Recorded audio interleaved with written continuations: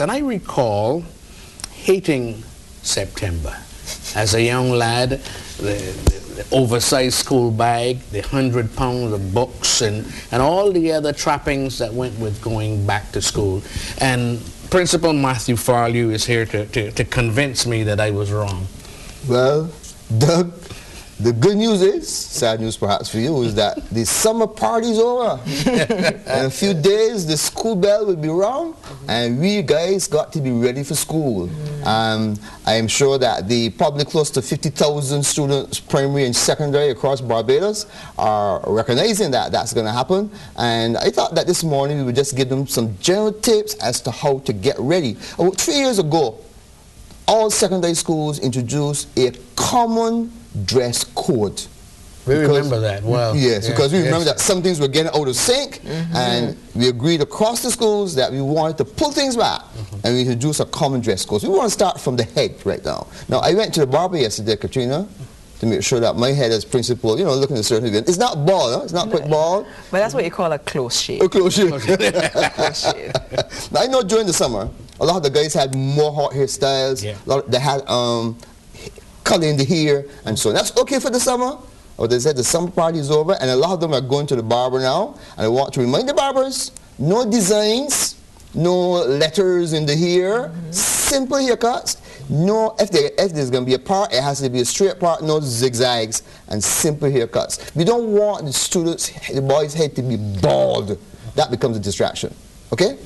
How on earth does a bald head become a distraction? Shining in the classroom. Shining, yeah. And then the temptation to slap. Yeah, oh yeah. You don't. Katrina? Katrina, you had no boy days, obviously. Clearly, I'll have to ask my brother about that.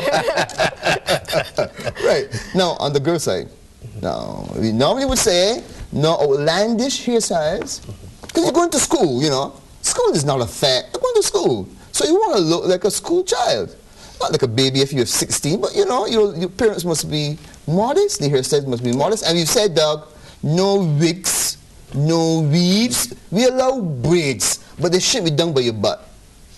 Katrina? What happened with the two plaits and the ribbons? Oh, yes, they stopped wearing them like that when they're 4, Doug. We still do that. But a lot of parents complain that because children, all the girls wear braids, and they wear cornrow. After what happens, Katrina? The hair gets damaged. The hairline is damaged. You know what they're doing now? The girls are adding a dye, a black dye straight across the forehead that gives them a false hairline. It looks kind of... It looks like kiwi polish. Yes, it looks like kiwi polish. I haven't seen that one. You haven't seen that one? No, I haven't. I'm going to take you to school on Monday with me. Join me at the Garrison at Monday. I'll be there. Yeah, so we try to discourage that because it looks false and it's a distraction as well.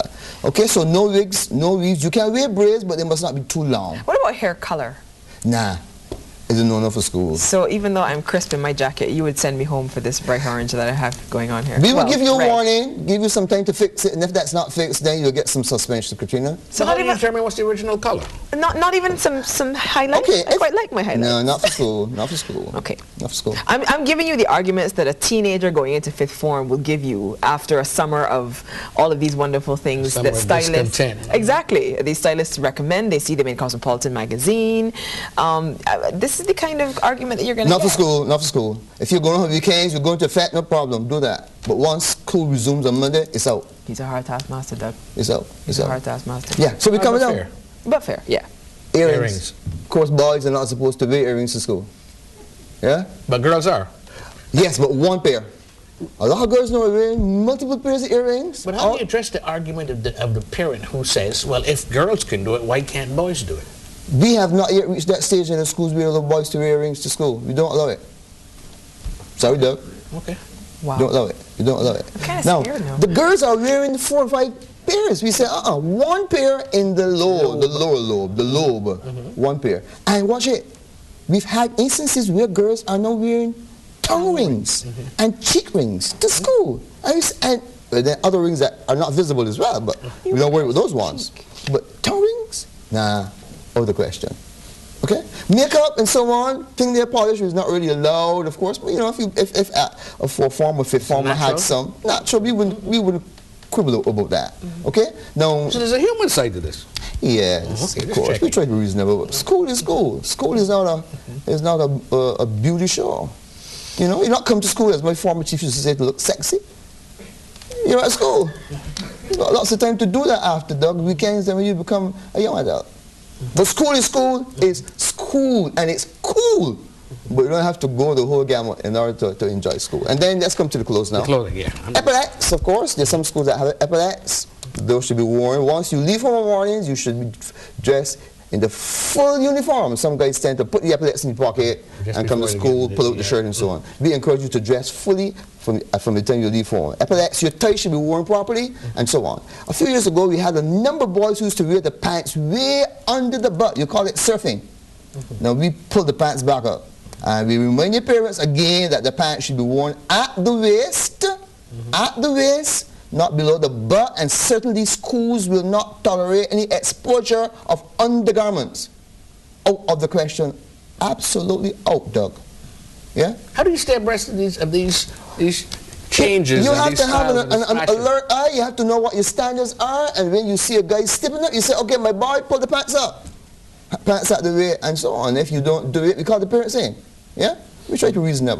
Otherwise, you find that children who are allowed to breach the rules at school will come into the workplace, Katrina, and they will want to push the boundaries back. Tell me about, sorry, Doug, with the pant leg. We have gone from humongous pants to all of a sudden young men are wearing women's skinny jeans. Well, that's what we said. We said the pants must not be oversized, must not be baggy. So what used to happen, the guy used to wear your pants, your waist is 24, the guy would buy 34 pants. Okay? And there were 4 pairs of boxes under it. It would just drift down, yeah?